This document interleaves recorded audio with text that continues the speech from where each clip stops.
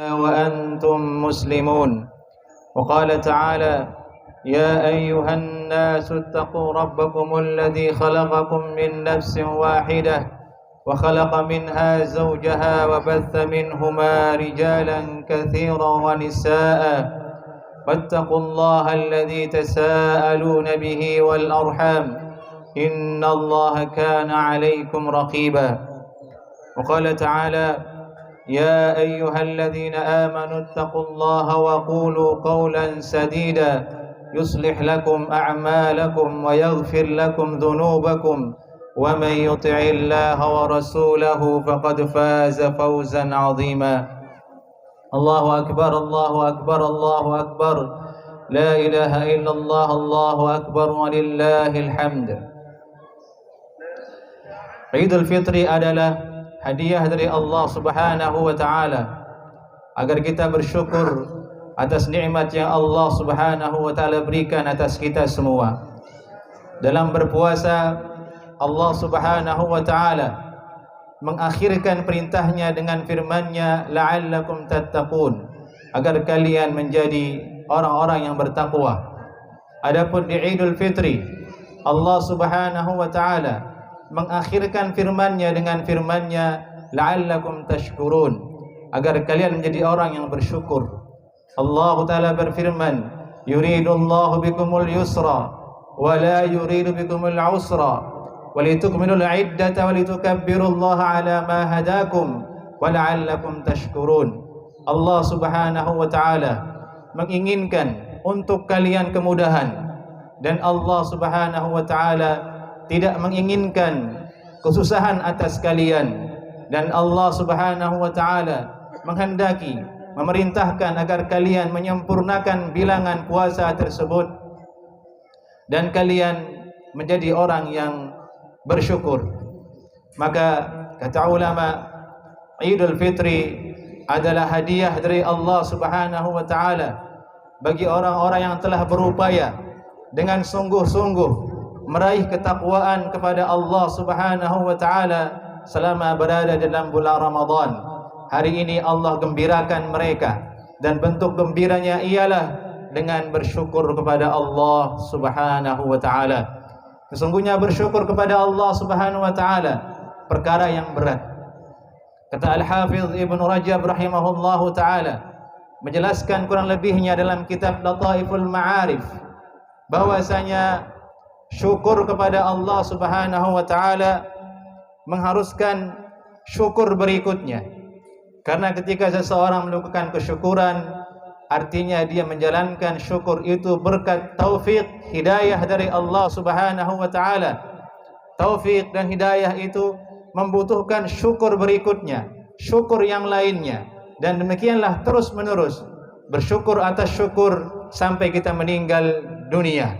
Dari itu tidak mungkin seorang hamba menunaikan syukurnya kepada Allah Subhanahu wa taala dengan sempurna, karena dia adalah hamba yang selalu butuh kepada Allah Subhanahu wa taala. Dari itu Rasulullah sallallahu alaihi wasallam ketika beliau dilihat kakinya bengkak karena terus salat, beliau bersabda, afala akuna 'abdan syakura, tidakkah aku menjadi hamba yang bersyukur? Maka di hari ini kita bersyukur kepada Allah Subhanahu wa taala dengan bertakbir, dengan memuji Allah Subhanahu wa taala dan meninggalkan semua maksiat. Sungguhlah tidak elok jika seseorang mengganti, menukar nikmat yang Allah berikan kepada mereka, itu nikmat Idul Fitri, dia ganti dengan maksiat kepada Allah Subhanahu wa taala. Siapa saja yang ketika berada di bulan Ramadan berniat untuk maksiat setelah bulan Ramadan, Allah Subhanahu wa taala membencinya. Allah Subhanahu wa taala menolak ibadahnya. Maka seorang ialah ketika selesai bulan Ramadan, hakikatnya dia pindah dari jihad ke jihad yang lain. Minal kar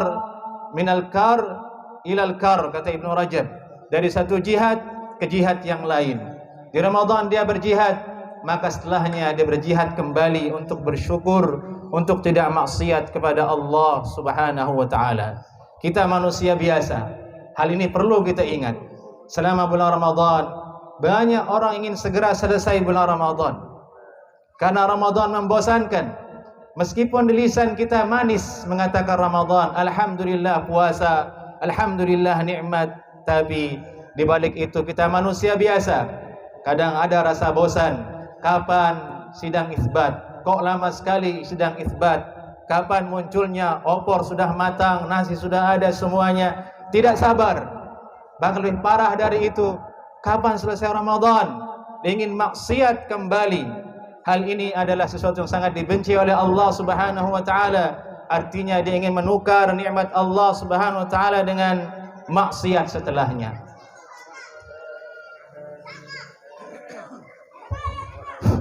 Pakai ini.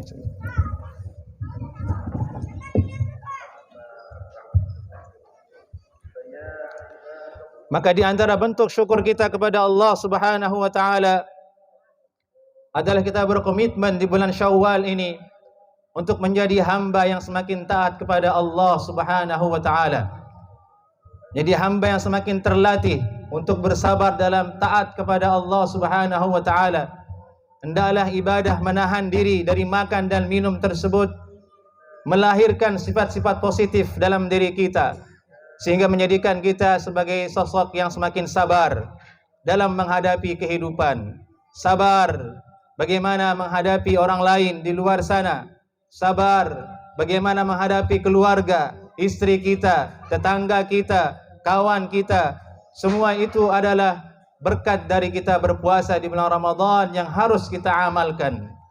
Kita bersyukur kepada Allah Subhanahu wa taala dengan menjalankan semua yang wajib yang Allah perintahkan kepada kita. Salat fardu 5 waktu, salat qabliyah dan ba'diyah setelahnya adalah perkara yang tidak ada tawar-menawar bagi seorang yang berpuasa di bulan Ramadan.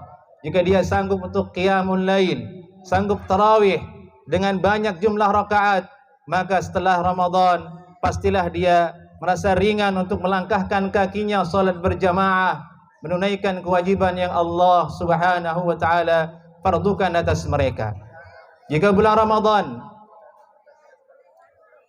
kita bisa membaca Al-Qur'anul Karim, kita luangkan waktu kita untuk tilawah, maka setelah Ramadan kita menjadi profil, menjadi pribadi yang dekat dengan Al-Qur'anul Karim, baik mempelajarinya ataupun mengamalkannya.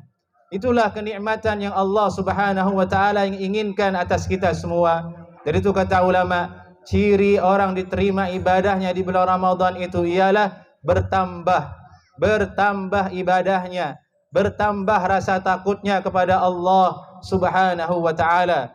Dan ciri orang yang tidak diterima amal ibadahnya selama di bulan Ramadan ialah di hari ini juga setelah Idul Fitri dia jatuh kepada maksiat, mendurhakai Allah Subhanahu wa taala.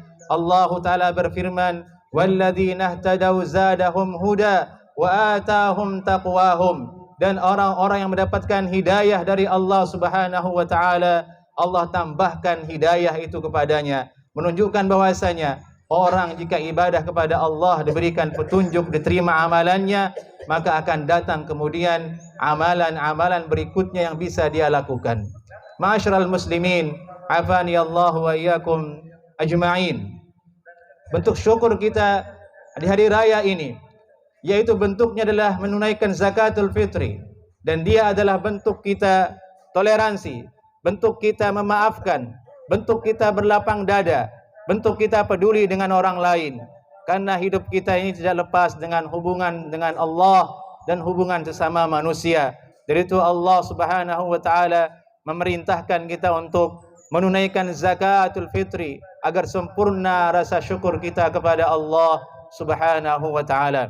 Allahu akbar, Allahu akbar, Allahu akbar, walillahil hamd. Kaum muslimin, afani Allah wa iyyakum ajma'in. Khutbah terakhir kami sampaikan khususnya untuk ummahat, untuk kaum muslimat yang ada di belakang sana. Sebagaimana dulu Rasulullah sallallahu alaihi wasallam ketika Idul Adha, Idul Fitri, beliau datang kepada jamaah kaum muslimat. Dulu tidak ada mikrofon. Semua kaum muslimin tumpah ruah di lapangan salat Id bersama Rasulullah sallallahu alaihi wasallam. Suara Nabi sallallahu alaihi wasallam tidak sampai kepada jamaah di belakang ketika itu.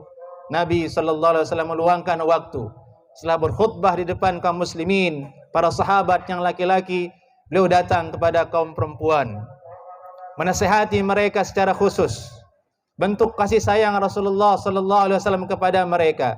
Maka di hari ini kami sampaikan nasihat tersebut kepada kalian wahai kaum muslimat, bahwasanya Rasulullah sallallahu alaihi wasallam menasihati kalian agar bertakwa kepada Allah Subhanahu wa taala, agar takut dengan siksa Allah, takut akan neraka Allah Subhanahu wa taala. Sesungguhnya disebutkan di hadis, penghuni neraka terbanyak itu adalah kaum perempuan.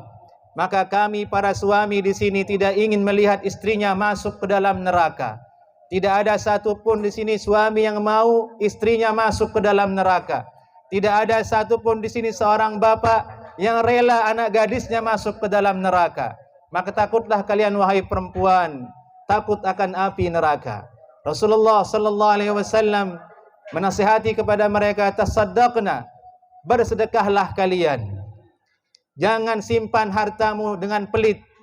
Alirkan dia di jalan Allah Subhanahu wa taala. Jika ibu punya kelebihan rezeki, punya kelebihan harta, harta kalian tidak bawa mati. Kita meninggal dunia akan diperbuatkan oleh ahli waris. Harta yang asli adalah harta yang dia berupa saldo pahala di sisi Allah Subhanahu wa taala. Maka bersedekahlah.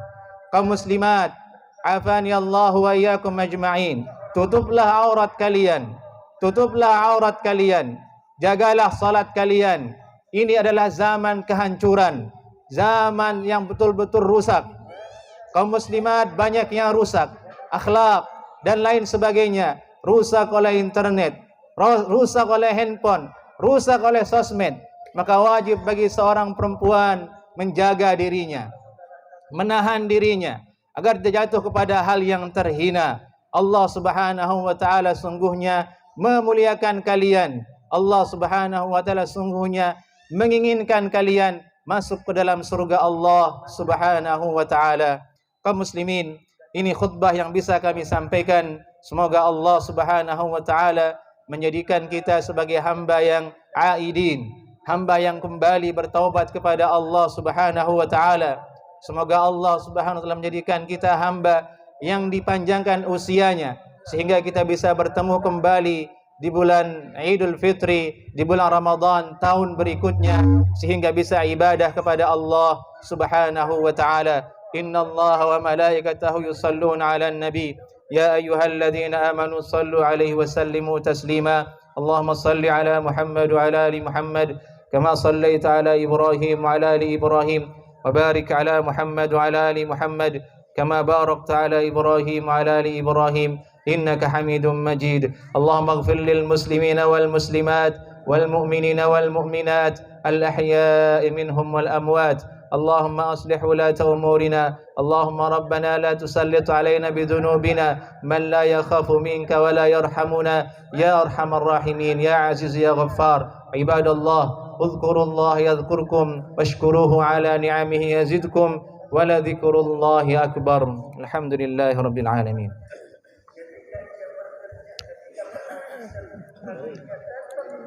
شكرا.